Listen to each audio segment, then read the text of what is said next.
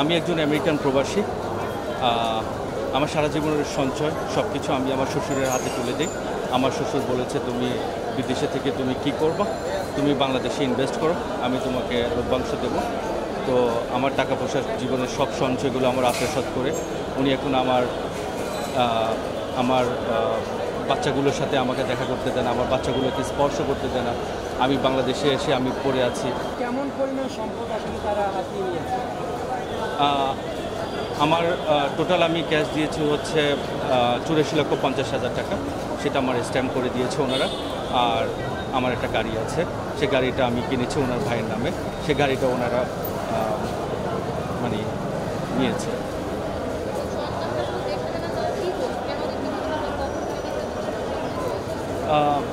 যখন আমি মূলত 2024-এ মে মাসে আমি আমার ওয়াইফের কাছে ফোন করে যখন বলি আমার টাকা পয়সার হিসাবগুলো দেওয়ার জন্য, তখন আমার ওয়াইফ আমার সাথে মানে একটা প্রবলেম ক্রিয়েট করে ফেলে।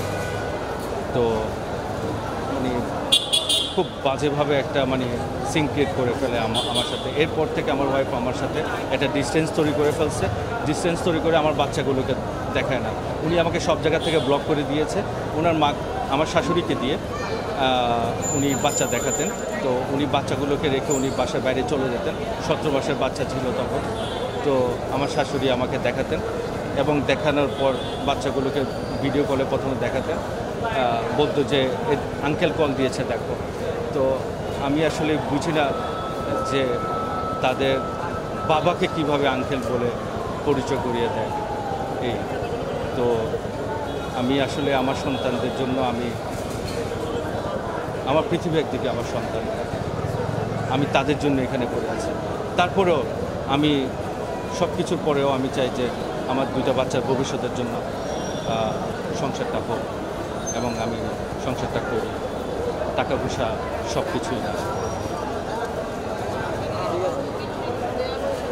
জি, আমাকে হুমকি দিয়েছে। আমার আম্মুকে ফোন করে বলেছে, আমার আম্মুকে ফোনে বলেছে আমার শ্বশুর যে আপনি ছেলেকে বলবেন আদালতে কাউকে না নিয়ে যাওয়ার জন্য এবং আপনি অ্যাডভোকেটকেও বলবেন না আসার জন্য।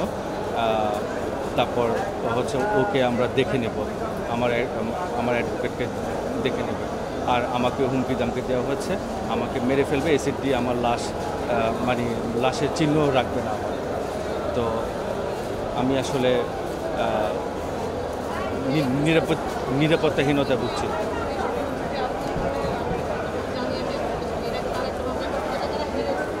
জি, তারা জি ওনারা হচ্ছে মূলত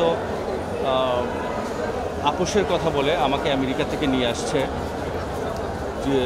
এই বছরের ফেব্রুয়ারি 8 তারিখে, 10 তারিখে আমরা বসেছি এবং কোনো কিছু হয় না। ওনারা 6 মাস সময়, মানে 6 মাস 3 মাস সময় চেয়েছে ওনারা।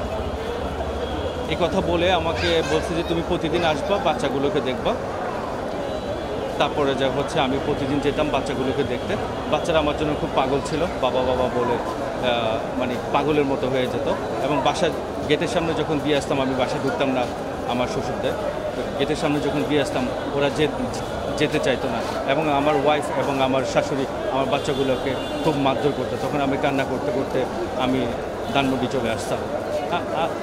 আমার কথা হচ্ছে আমি আসলে তো এখানে পড়ে আছি আমার বাচ্চাগুলোর জন্য, আর বাচ্চাগুলো ছোট।